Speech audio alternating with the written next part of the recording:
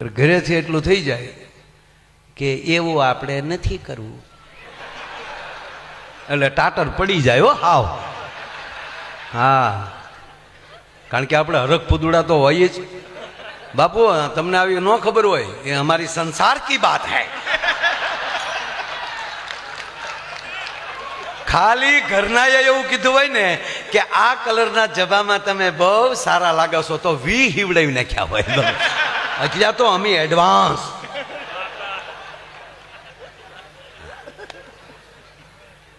એક બેન ને બે જણા પતિ પત્ની સવારમાં જ નીકળ્યા, સવારમાં જ ઘરેથી નીકળ્યા ને, પણ બેન એવા વાત વાતમાં અને ઓલો ગાડી હાકે જાય ત્યારે ઓટો ગેર નહીં. પાછા બેન હરીસો કાઢે. આ તો ઓલો આમ ગુલ્ફી ગોળે ઓગળતો જાય. આપણે એમ થાય કે આગળ ડબલે ડબલે ડોલમાં ભરવો પડશે આને. ત્યાં પાછા બોલ્યા આ તો તમે મને એવા લાગો. આ તો સીધો બાપુ સોનીના શોરૂમમાં ડાયમંડ જડિત હાર લઈ લીધો, પાછા ઉપડ્યા, સારા રેસ્ટોરન્ટમાં જમ્યા, જમીન પાછું આ તો તમે મને એવા લાગો. તા તો બાપુ કપડાના ઓલામાં હાડીઓ ડ્રેસ ને. હાજે ઘીરે આવ્યા ત્યારે કીધું આ તો તે મને એવા લાગો. ઓલો કે હવે તો કે કેવા લાગો. આવી જ રીતે મારા બાપા આમ જ મને લાડ લડાવતા, મારા બાપા જેવા.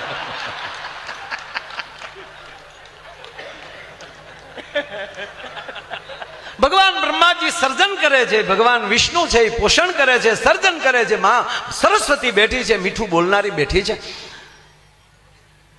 ભગવાન વિષ્ણુ ભરણ પોષણ કરે છે. શું કામ? ઘરે મહાલક્ષ્મી બેઠી છે, 8 હાથે હોય. હું તો બહેનોને કહું છું કે આ ગરબા, નવરાત્રિના ગરબા તમે રમો જ છો, બધા રમજો, પણ માના ફોટા સામું જોજો. માં ભગવતીના ફોટા સામું જોવો તમે બાપુ. 8 હાથ વાળે અષ્ટભુજાળી, 8 હાથ છે માને, પણ એક હાથમાં મોબાઈલ ભાડો મને કહેજો.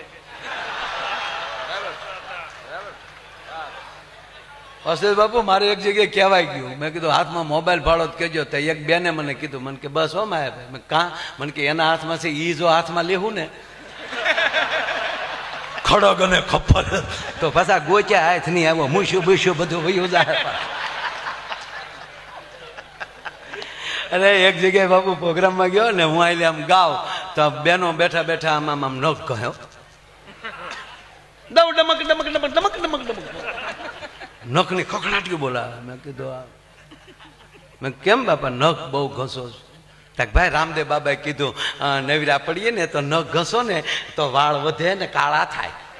તો હાકો એ બધા નખ ઘસતા હતા, પણ એક બેન આમ બેઠા. બેન તમે કેમ નથી ઘસતા હતા? ભાઈ મારે વધારે ઘાઈ ગયા, મૂછું મળી ઉગવા. કરો લ્યો ખતરો હે ભાઈ. ફેરવા નિયમ ફરે નહીં, થાતું હોય એમ થાય. ફૈબાને મૂછું ઉગે કઈ કાકો ન કહેવાય. અમારો ગુલાબદાન બારોટ કહે છે. ગજબ છે બધું.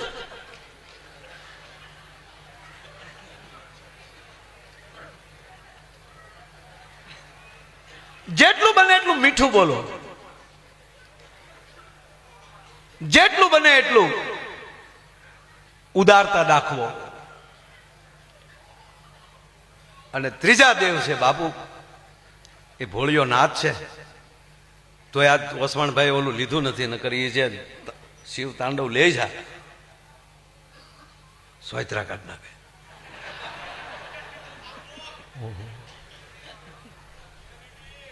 અને વસવાણભાઈ તમે ધારે હોય ત્યારે એમ કહો છો 14 વર્ષનો હતો ત્યારથી આમાં આવ્યો છું, પણ મારા બાપ આવા તમારા સદગુરુએ, તમારા સાંઈએ એવા ટપાટું મારી મારીને તને ઘડ્યો છે ને, અનુભવ કરી કરીને, અને સંપૂર્ણ શીખીને પછી ઉલ્લીને આવ્યા છો મેદાનમાં. એટલે એમાં કોઈ સવાલ નથી. અને એમાંય તમારા દીકરાને પણ ખૂબ ખૂબ શુભકામના આપું છું. અને પાછો ઓણ તો બાપુ 3જા મહિનામાં એને પરણાવવાનો છે. આજ તો મારે લગ્ન ગીતે ગાવા, કારણ કે ઓણ મારા દીકરાના લગ્ન છે. છેલ્લી વાર માયો આયર બાપ વરનો બાપ બનવાનો છે, પછી કોઈ દી નહીં બને. છેલ્લી વાર. હા, એટલે બધા આવજો લગ્નમાં, અને સંતો બધા ધારાસભ્ય ખાસ આવજો બધા.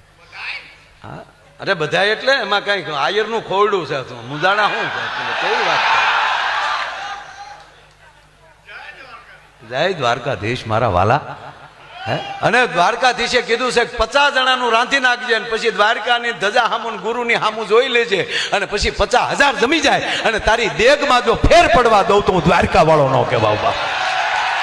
એના ભરોસે છે એ દોસ્ત, મોજ કરવાની, આનંદ કરવાનો, લહેર કરવાની છે. પણ ત્રીજા દેવ છે એ મહાદેવ છે. યાતે રુદ્ર શિવા તનુર્ઘોરા પાપકાસી નીતિ આનસ્તનવા સંત મયાગિરી સંતા વિશાખ સિંહ. અને ત્રીજું નેત્ર જેથી ખોલી નાખે તો બ્રહ્માંડનો ગોળો તૂટી જાય. એ મહાદેવ મહાન છે, એનું કારણ એ છે ઘીરે ભવાની બેઠી છે. એ ભવાની એમ કે તમે શુભ નિશુભને વરદાન આપ્યા, એમ હવે તમે કાંઈ ન કરી શકો, પણ મારા છોકરા રોવે છે, મારા દેવતાઓ મારી પાસે આવીને રોવે છે, અને હવે લાવો મારી પાસે ત્રિશુલ, તમે ધ્યાનમાં બેસી જાઓ. અને એ ચંડી બનીને હાથમાં કહેવાય ત્રિશુલ લઈને માનસરોવરમાં સ્નાન કરી અને છૂટા કેશ લઈ અને સંગ્રામમાં નીકળી જાય તો એ ચામુંડા બની શકે, મહાકાલી બની શકે. એટલું નહીં, 9 દિવસ લડે, 9 રૂપ લઈ 9 દુર્ગાના મને તમને દર્શન કરાવી દે, એનો પતિ મહાદેવ બની શકે.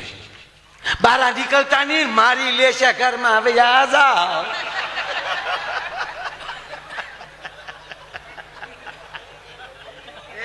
એ ગામમાં હડકાયું છું, બારા નીકળતા નહીં, પણ તારી જેવું તો ન જ થાય.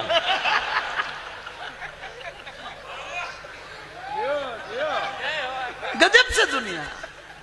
બાપુ હજી સુધી મને તો કઈ ખબર નથી પડ્યો, પછી બધાને ખબર પડી હોય તો બધા જ્ઞાની હોય. સુખ કોને કહેવાય, દુઃખ કોને કહેવાય, હજી મને હળ નથી. માણસ સુખ કોને કહે છે?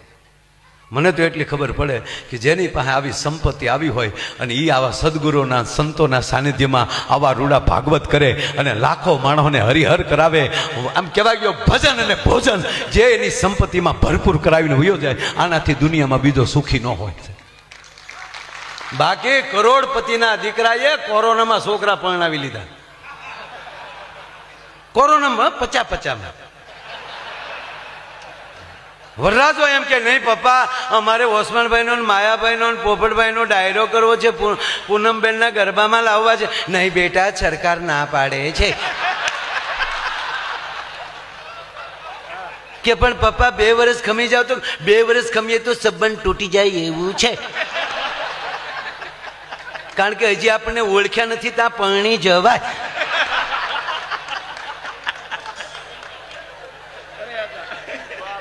પસામ પરણાવી લીધા. હો બાપ, ગજબ ગજબ ગજબ. ઓહો. અને હું હંમેશા કહું મારા વાલા, દરેક પ્રોગ્રામમાં કહું છું, અહીંયા પણ કહું છું. અહીંયા અમારા રાષ્ટ્રીય સેવા સંઘના મિત્રો બેઠા છે, માનસિંહ જેવા. રાષ્ટ્રને હૃદયમાં રાખજો, 18 વરણ. જ્ઞાતિ વાતીના વાડા મૂકો, હવે ભારતીય બનો. આજે શું વસણવે વંદે માતરમ ગાયું મારા બાપ. મને એમ લાગતું હતું જાણે રાષ્ટ્રીય સેવા સંઘના કેમ્પમાં બેઠા છીએ. અને આવા સનાતનની ધજાઓ જ્યાં ફરકતી રહેશે ને ત્યાં સુધી વિશ્વની તાકાત નથી ભારતનો વાળ વાંકો કરી શકે. અહીંયા મયો અને મહાદેવ બે ભેગા થઈને આવા ડાયરા કરતા હોય એવો દેશ તો કોક મને દેખાડો ભલા માણા. બસ એક બનો, નેક બનો, અને જેની હારે બેહો હૃદયથી બેહો, મગજથી નહીં. મગજથી ધંધો કરાય, ધંધામાં મગજની જરૂર પડે. હા, ચૂંટણીમાં જરૂર તો પડે જ ને મગજની. હા, મગજથી બધું આ પ્રોગ્રામમાં મગજની જરૂર તો પડે જ ને બાપ. પણ એક જ આવું માધ્યમ છે. આજ પૂંજ જિજ્ઞેશ દાદા કહેતા હતા કે એક જ કથા માધ્યમ એવું છે કે એક આરે લાખો માણા ડાભી સાહેબ બેઠો હોય ને, એ બધા એના મગજ બંધ થઈ જાય ને હૃદયથી ભગવાનની કથા સાંભળતા હોય છે. અને 4-4 કલાક એટલું માણા મૌન બેહે, આનાથી બીજો કુંભ મોટો કયો હોઈ શકે? એ તો કલ્પના કરો દોસ્ત, અદભુત છે આપણું. એટલે જેને અરે બેહું હૃદયથી. હૃદય બહુ મોટું છે, જેટલા સંભાળવા એટલે હામી જાય. એક ઓપરેશનમાં જેટલા કરોડ હમાવો એટલે હમાડી દે તો માણાનો હમાડી દે ભલામાં. એક સર્જરી કરાવતા કેટલો હામી જાય એમાં. નકર એટલી એવું છે ધડક ધડક ધડક કુછ કુછ હોતા હૈ.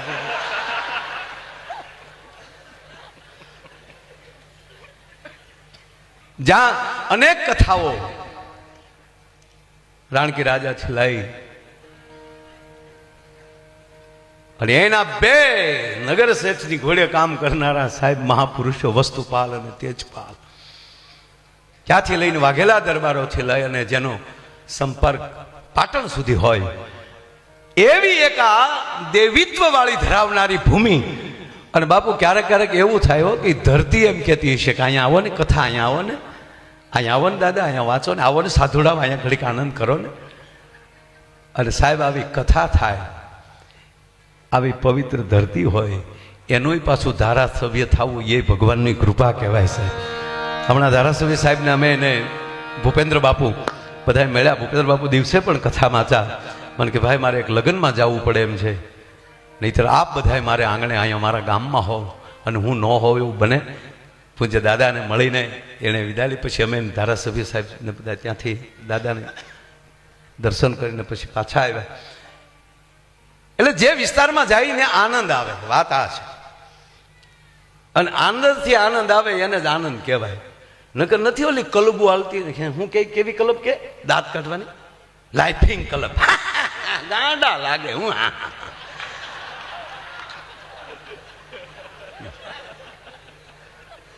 હવાના પોરમાં આપણે જોઈને નીકળે બધા. એનું કારણ એ છે કે ઘરમાં કોઈ આનંદ કરાવે એવું નથી.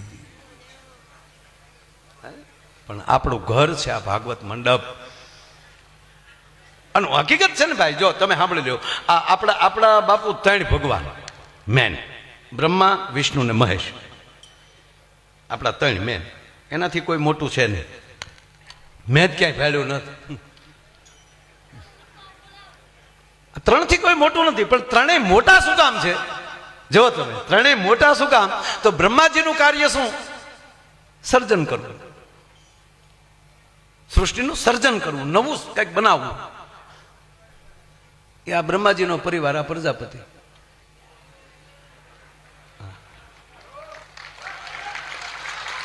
પ્રજાપતિ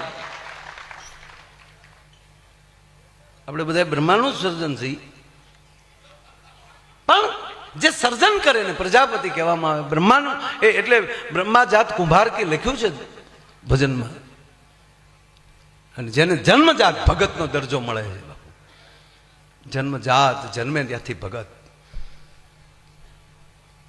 બ્રહ્મા સર્જન કરે છે. પણ એના ઘરે કોણ બેઠું છે?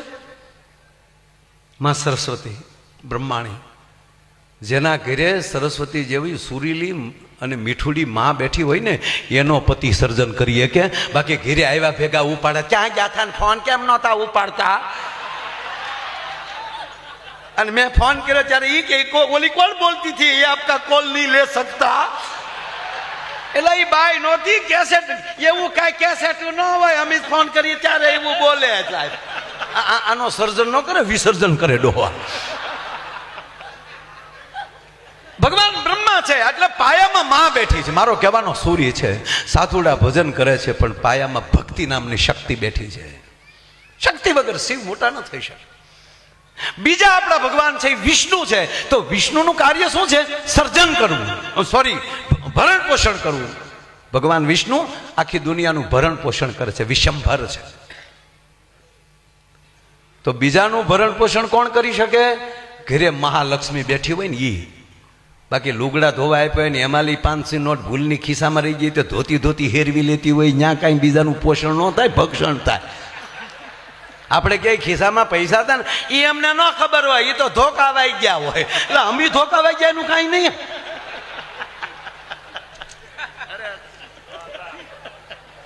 ભગવાન વિષ્ણુ સર્જન પોષણ કરે છે. એનું કારણ કે ઘરે મહાલક્ષ્મી બેઠી છે, 4 હાથ વાળી બેઠી છે. જાઓ હવે આવી કથાઓ કરો, અમે બેઠ્યું છીએ. આ લક્ષ્મીઓ બેઠ્યું છે ઘરે.